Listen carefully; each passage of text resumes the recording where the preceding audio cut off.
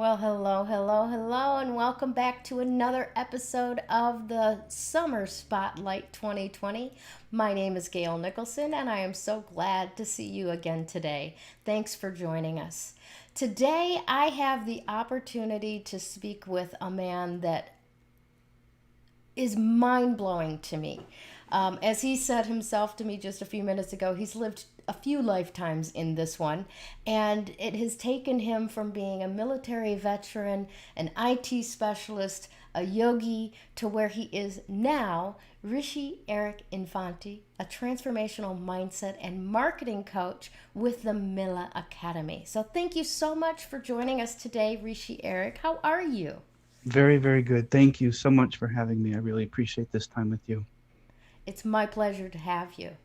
First Thank and you. foremost, before we get into talking about all of the many, many things that you've done and what you're planning to do, would you please, for this silly little blonde, explain what the preamble Rishi means? Okay. So I studied with a lineage. His name is Osho. So he's considered, a radical mystic from India. And he has brought to our planet just a wide plethora of wisdom and a lot of methodology, a lot of techniques around meditation. And he's brought a lot of clarity in a lot of people's lives. So I studied with someone for and it was at the my master's degree in Ayurvedic science. So I studied with someone who worked directly for him for decades. And this wasn't an airy fairy person. She had a doctorate degree in education. She is American and just simply found him and then traveled to India to work for him. And then when that era of her life was complete, she came back to the United States. She created her own institute, and I studied with her for some time.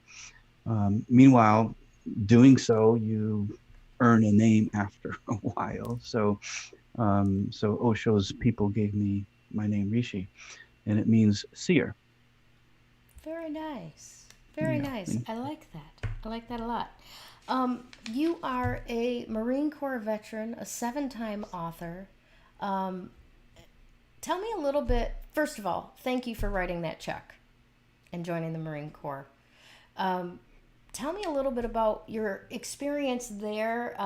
Were you deployed? Where did you serve, and so on? Yep. So my entire tour was in Quantico, Virginia, which was great. I loved it there. Um, and what I did there primarily was an audio visual job. And then I went to a private college, university at night to study IT, computers. And then the Marine Corps saw that and they said, okay, you're gonna support us in helping us run this computer floor. So I did that as well. It was a great, great time. And then all of a sudden, the first Desert Storm, war came, and then the base shut down. We were on riot control, and we were doing enormous amounts of training and preparation for whatever that was going to be. Mm-hmm. Friends of mine to the left and the right of me did go. They got deployed. I didn't. I stayed back. But regardless, we were training intently for quite some time. And then then whatever happened, and I just got back into running the IT, and then my time for that tour came up in 1992, and then I simply got out, like a lot of us do. Gotcha. Yeah. So, when you discharged from the Marines, what was your next step? Did you go back to college? Did you just begin your training with the more spiritual meditation and yoga practice? Right. So How not did that yet. go? Not Yeah, yet. not yet, Okay. not yet, not yet. So I had a wonderful career in IT for a long time, 20 plus years. I really Nice. enjoyed it. There was no issues with that whatsoever. I had a great time. I was working normal job in IT. I was also teaching at seven different universities and technical colleges, and I also consulted for Fortune 15 500 companies. So that career was wonderful. But of course, I did continue my education in addition to that. So I went to school at night and just continued onward. Yeah. Very nice. Very nice. So, what did make the transition for you from a great job that you loved in Hmm. IT to Yep. doing what you're doing now? Yep. So great question, and here we go. So I woke up one day and I'm out walking my dog, and I couldn't I couldn't walk him, so I couldn't move. So all of a sudden the body started to dramatically shut down. The physical pains were traumatic, and I was confused. I had no idea what was going on. So 8 MDs later, no answers throughout pretty much a whole year. And they couldn't figure out why I was exhausted, why I couldn't move, why my joints and muscles were hurting so dramatically. Um, Everything was starting to just shut down in my body, as well as the brain. The mind wasn't able to focus, and like a brain fog Mm-hmm. kind of set in, and everything just really, really slowed down for me. So I had a client who was doing a website for, and he was a naturopathic physician, and Okay. he looked at me in a meeting one day. He says, "What's wrong with you?" And I said to him, "I was hoping you can tell me." So he goes, "Come to the office and I'll diagnose you." In 45 minute of a consult with a naturopathic physician, he says, "Well, you have Lyme disease." I'm like, "Okay, what's that?" Right. So, and he says it's late stage. It's really too late to do anything, but we'll give it a go. And he goes, "You also have chronic fatigue, immune deficiency," and I got later diagnosed with mercury poisoning, fibromyalgia, as well as hypothyroidism. So everything really did shut down, and everything did compound over time Yeah, I'm from a deer blown tick. away by that list. How are Yeah. you not wrapped up in a cocoon somewhere? um, it was a very challenging decade, I would say, mid 30s onward. And just to pull myself out of that, um, I searched everywhere for answers. And, Western medicine just ran out of answers for syndromes and, you know, symptoms that chronic fatigue or Lyme would bring about. So, the medications weren't really doing the trick. So I had to go essentially what I call out east. I didn't travel out east initially, but I looked out east for answers, and medical qigong and yoga and breath work and meditation. That's when I found all of that, and those were the answers that got me back to health, as well as physical movement. So I kickboxed my way to health, in other words. So That's awesome stuff. That's yeah, awesome. yeah. Now, I imagine that did take a bit of time and a process. How long would you say that it took between the things that could help you and when you started feeling like, oh, I feel better now? Yeah, yeah. So some things were initially immediate. Acupuncture is a very, very good example of that. So, during and after an acupuncture treatment, feel great. But for the other things, in regards to what you're saying, it's a practice, and it took a number of years to really start to feel normal or healthy again, Mm-hmm. right? And then of course a brand new you is created out of that at the same time. So your perspective on life is entirely different. Your mindset is a little bit different. Yeah. So you start to shape shift how you see the world and how you see yourself inside of it. Nice. And now Yeah. you say, rightly so, it's a practice. If you were to discontinue doing those things, would you, all of your symptoms come back like a waterfall? Yeah, I don't believe they would, but I'm not going to even entertain that thought of not having my practice, because in part it's my peace, in part it's my development, and it's in part what I teach. So I'm gonna. It's a lifestyle at this point. It's not just something you go do on a calendar or a checklist. Right, right. Yeah. So It's not. I meditate because it evolves me and it expands consciousness, not because it is my healing modality. Got it. Got it. Yeah. That's an excellent perspective. So, what are you bringing to the world today? How are you serving life? Yep. So we've all been kind of what I call hijacked. And COVID kind of took over the planet, and it took over the planet in waves. So the first wave was the actual crisis of health, and then the next wave really it's how we are seeing it. And a lot of people are in stagnation, or they are in fear, or they are living in such a way that is not their norm. And so what I've done, because I've been, personally affected by COVID, um, being laid out by it literally over a couple of months. Mm-hmm. Um, had that horrible, horrible flu, to the point your skin hurt and I couldn't sit up and I couldn't breathe. So here I am off into the hospital, believing that I wasn't going to go home from that experience. That's And terrifying. it's terrifying. Yeah. And even myself, Marine Corps veteran, I'm not afraid of anything. But that was a terrifying set of moments. And, it's no fun, going through that experience and preparing your family for what may happen, and looking at the doorway of that experience. And so the hospital did everything that they can possibly do, what they know how to do, and I'm grateful for those people. True heroes have to really face this head on, right? Yeah. And then the moment came for, okay, there's nothing left the hospital can do, so we're going to discharge you. And I'm like, oh boy, I'm still feeling like, death is here, Mm-hmm. and we're going to go home. And so, okay, now what do you do is the question, right? So I immediately, and your practice is gone. You can't move. Everything hurts. You can't get up to go to the restroom like a normal human, right? Let alone eat and function. So, my mindfulness practice withered away. My meditation practice was non-existent, right? All I was able to do was count my breath. That is it. There's nothing left to do for days on end, hours on end. Sleeping wasn't happening. Mm-hmm. So it was a battle. It was a real battle. And so gradually, very gradually, and trust me, I had enormous amounts of support.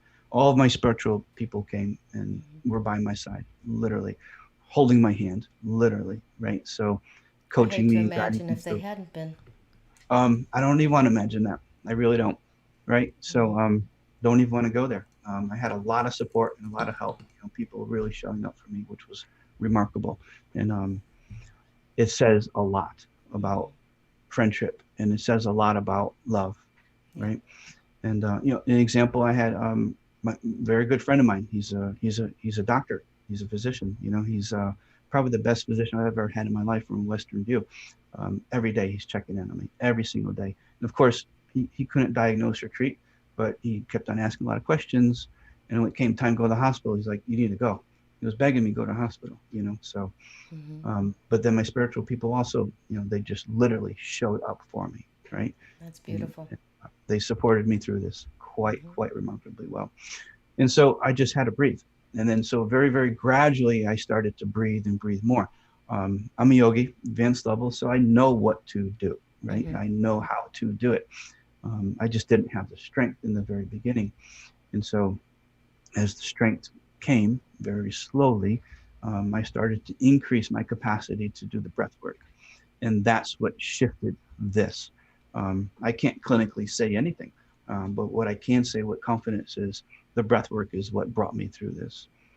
And Well, so, and yeah, go ahead, please. honestly, and I appreciate the fact that, clinically you can't say anything because there's all these rules about what you can say and what you can infer and what you can promise. Mm-hmm. But it does stand to reason, literally, that if that illness is what's causing, like your bronchial tubes are hurting and it's hard for you to breathe, Mm-hmm. then just simply breathing consciously, intentionally, and counting those breaths wouldn't it kind of be like PT for your lungs? We can certainly say that, but a human being without my background Mm-hmm. isn't going to know this at Right. all. No one in the hospital said, "Oh, do some deep breathing." Not at all. Not once. They gave me an inhaler instead.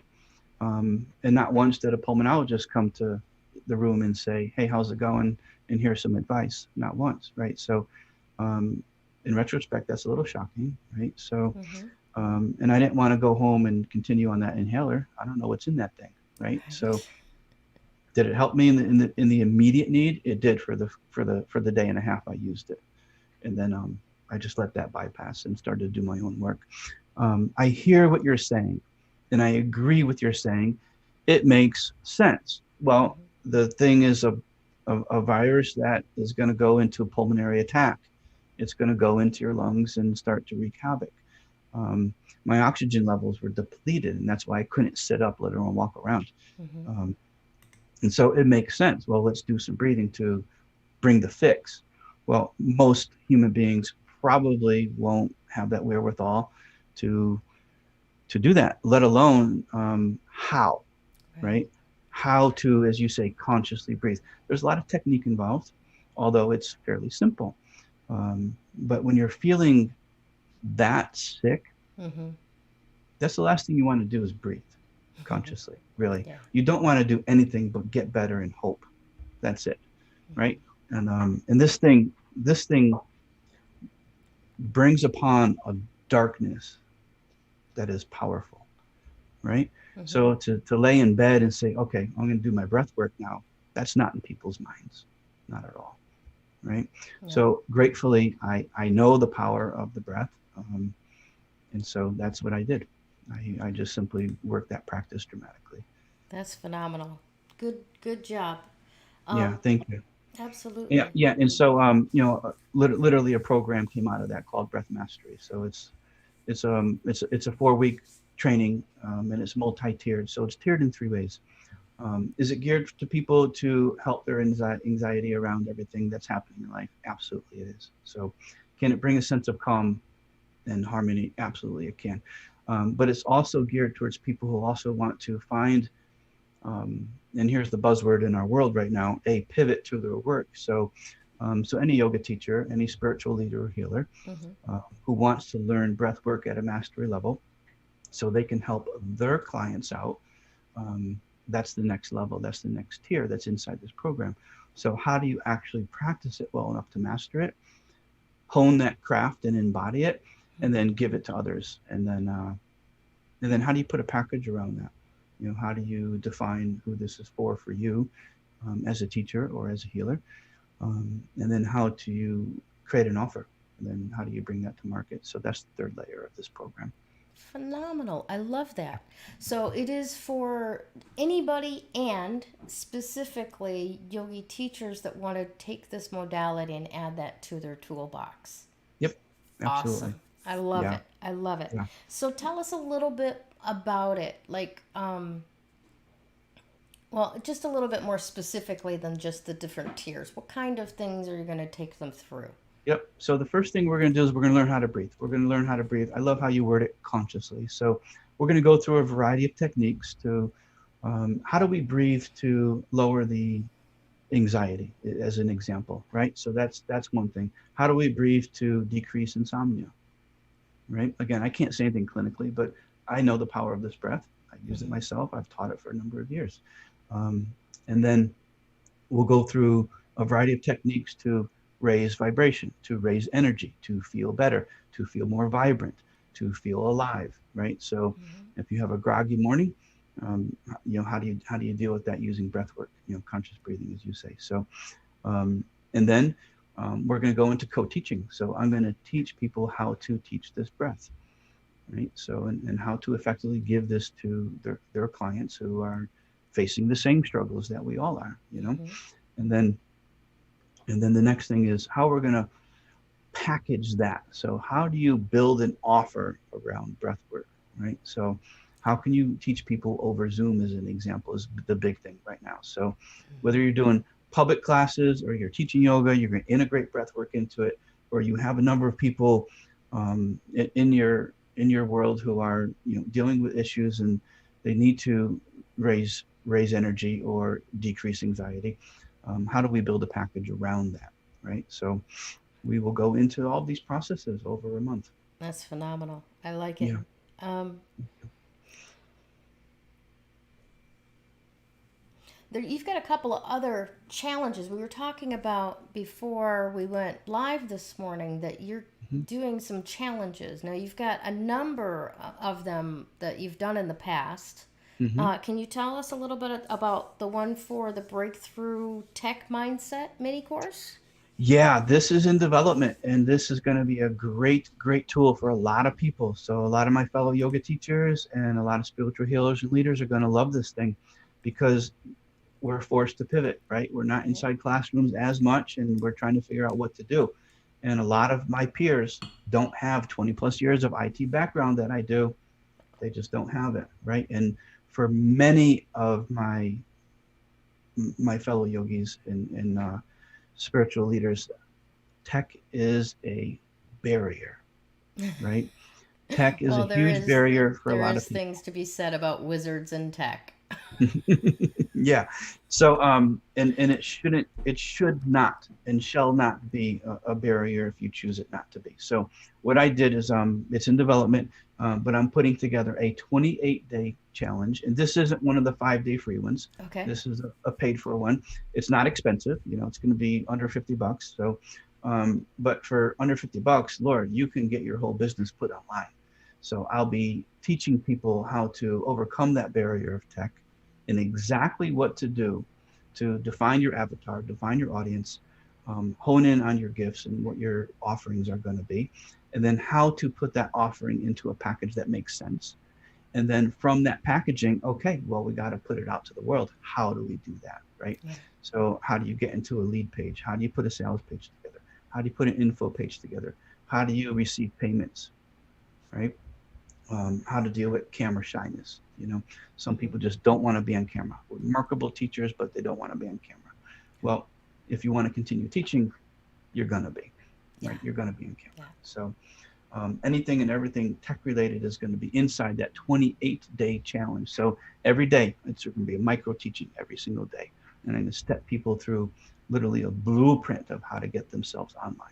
That sounds incredible. I almost wish that I'd had you on earlier, because when we were doing the Corona Spotlight, it was much more geared to welcome to the internet. You don't know, I'm going to introduce you to people, right? Right. And Right. yeah, so I can't wait until this one is ready to launch, because there are so many people out here that is a gift right there.